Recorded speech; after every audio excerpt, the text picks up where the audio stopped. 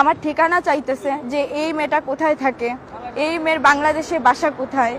আমাকে অনেকভাবে মানে মেন্টালি হ্যারাসমেন্ট করা হচ্ছিল। ইভেন এখানকার যে বাংলাদেশি কমিউনিটির মানুষদের যে ব্যবহার, এটাতে আমি খুবই দুঃখ পেয়েছি। ঘটনাটা কি তা? আসলে কোন জায়গা থেকে সূত্রপাত হয়েছে?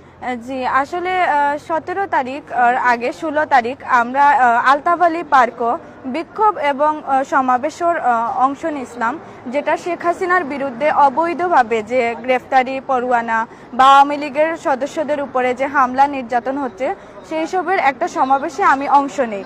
তখন আমাকে একজন জিজ্ঞেস করে যে আমি কেন এখানে আসছি। তো আমি বললাম আমি প্রতিবাদ জানাতে এসেছি ডক্টর মোহাম্মদ ইউনূসের বিরুদ্ধে, যিনি অবৈধভাবে মামলা দিচ্ছেন আওয়ামী লীগ কর্মীদের উপর।